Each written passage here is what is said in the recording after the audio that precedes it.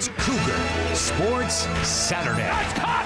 Touchdown! Stayed inside the boundary and gets in for 6. Cougar Sports Saturday, a presentation of KSL Sports. Richie right to the rim, driving score! He would not be denied! BYU Sports Talk by Cougar fans for Cougar fans. Sponsored by Any Hour Services, electrical, plumbing, heating, and air. Your hosts are Mitch Harper and Kyle Ireland. On Utah's legacy home of the Cougars, KSL News Radio, 102.7 FM and 1160 AM. Welcome back into Cougar Sports Saturday, live from Boulder, Colorado. It's Kyle Ireland and Mitch Harper. We're sponsored by Any Hour Services, electric, plumbing, heating, and air. Right now we're watching a little bit Big 12 action between Cincinnati and Kansas. Cincinnati with a 3-point lead over the Jayhawks late in the third quarter. But earlier this week, Mitch, BYU men's basketball and women's basketball found out their Big 12 conference schedules. And what did you think of the breakdown that, the conference schedule we knew was coming, but there were some surprises that may have popped out on that schedule for me. What did you think when it was released earlier in the week? This BYU men's basketball schedule is loaded, and the Big 12 is going to be, once again, the best league in college basketball. They were kicked off their perch last year with the SEC taking that mantle, but the Big 12 is coming back with a vengeance. No longer a 20-game schedule. Last year it was 20 games. That was a one-year deal. Back to 18-game schedule.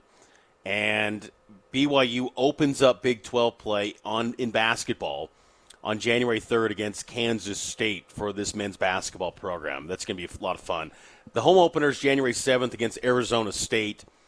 I think the biggest thought I had, though, from this game, or the schedule, is the scheduling cadence of the slate. A lot of Wednesdays, Saturdays. You think back to the days of Jimmer Fredette in the Mountain West.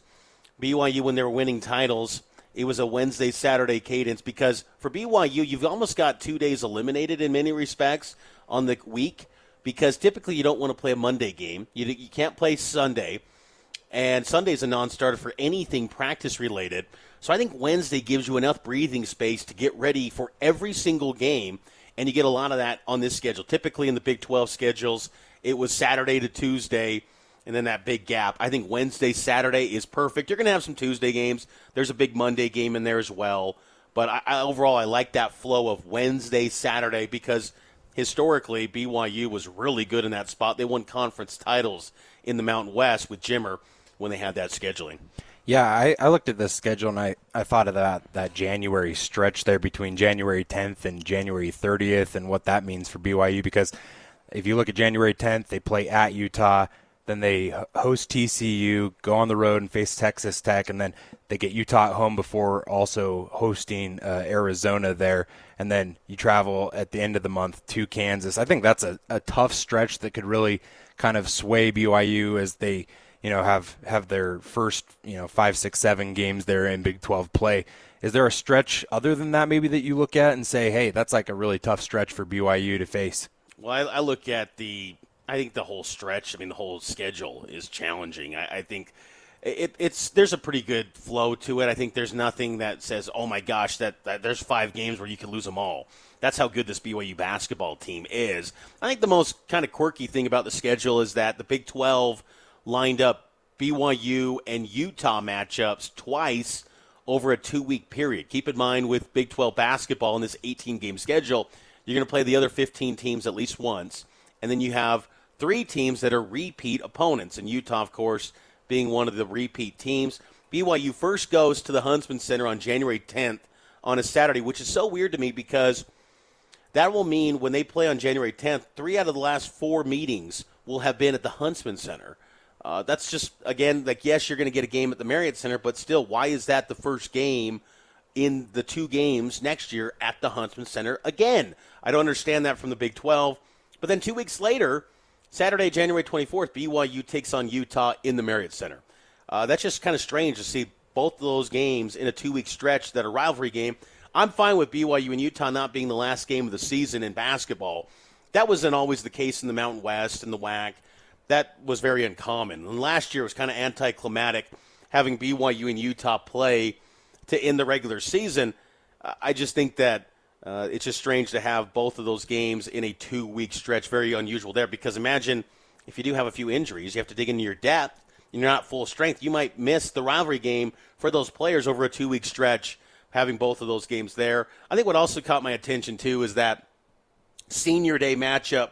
BYU will close out the regular season, the most anticipated season in BYU men's basketball history, on Saturday, March 7th against Texas Tech. That will be an incredible game, Kyle. Texas Tech could be a preseason top 5, top 10 team. BYU is probably a preseason top 10 team. Both of those teams could be playing for a 1-seed line in the NCAA tournament, and it will take place at the Marriott Center. That will be incredible. I just cannot wait to think that BYU will close out a regular season with that matchup. Pretty epic stuff. Yeah, I'm looking at the schedule right now, including the non-conference, Mitch, and they've got a tie-in on ESPN's schedule with Vivid Seats, and so they have some ticket prices over on the side next to the games. And you look at it, and all of these games are just so pricey compared to what I remember of BYU games in the past and growing up going to games.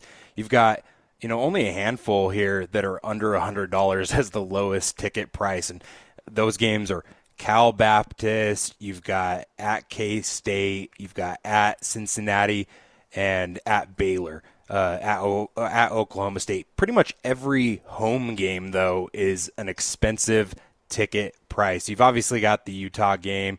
That one's up near $300, $284. At Texas Tech, $226. Home to Arizona, $256. People are excited to see AJ, Richie Saunders coming back, year 2 of Kevin Young, his system. I mean, even Rob Wright. I'm excited for this season, Mitch, and it'll be a fun one for sure.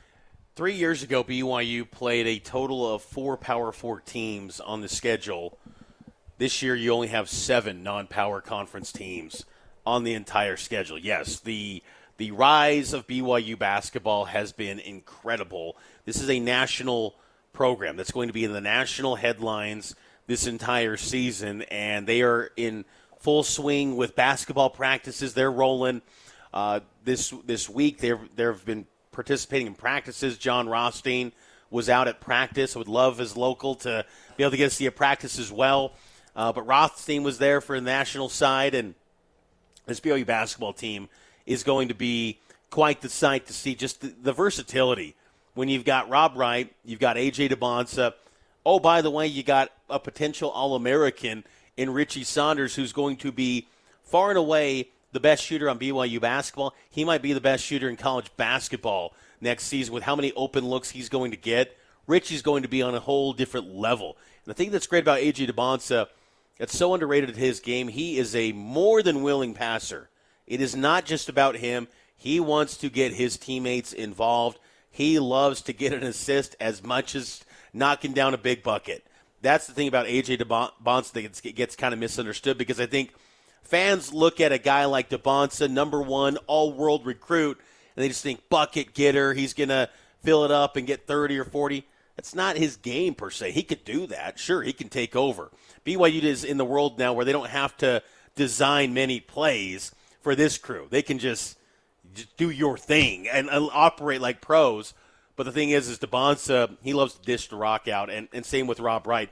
This is going to be such a good team. Kennard Moo Davis is soaring. He is trending up. He is going to be You mentioned him, but you also got Kebakeda coming back. They're going to be a good defensive unit as well, Mitch. I think so, and I'm curious to see what the rotation will look like for this year's team. I doubt that we're going to see Kevin Young turn to an 11-man rotation this year, as he did last season with the Sweet 16 squad, because you're not keeping AJ off the floor. You're not keeping Richie and Rob Wright off the floor. That's 3 spots. I think Kada, you rotate him in and out with Xavion Staten, the true freshman. I think Staten could be a guy that gives you 12 to 15 minutes and impactful minutes on the defensive end. And I love the versatility that this team has. Tyler Moross, a sharpshooter. He could maybe be that Trevin Nell role, more off the bench for BYU. He's a sharpshooter.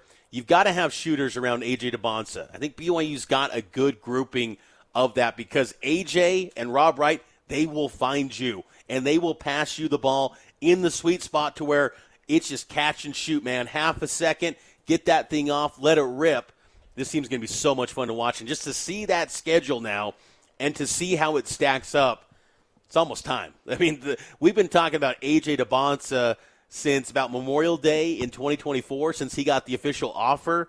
And it's just been a storyline we've been tracking for so long. We're about to see him in action. BYU also announced the Midnight Madness, Marriott Madness, Thursday, October 9th, 6 p.m. at the Marriott Center. There's going to be a blue and white scrimmage, part of that too, 7:30 p.m. that same night at the Marriott Center. It's expected to be free, I would imagine. I have to go check on that, but Cougar fans got to go get a chance to see this team in action because they are going to be special. Yeah, I'm excited to see how this team blends together and their chemistry. I think with so many new faces, that's going to be the one challenge for BYU, especially early on. How does this group blend together? But that'll be a fun non-conference schedule leading into this Big 12 slate that was announced earlier this week. But we're going to take a quick timeout. On the other side, we're going to check in with the Big 12 slate of football games going on today. You've been listening to Cougar Sports Saturday, powered by KSL Sports.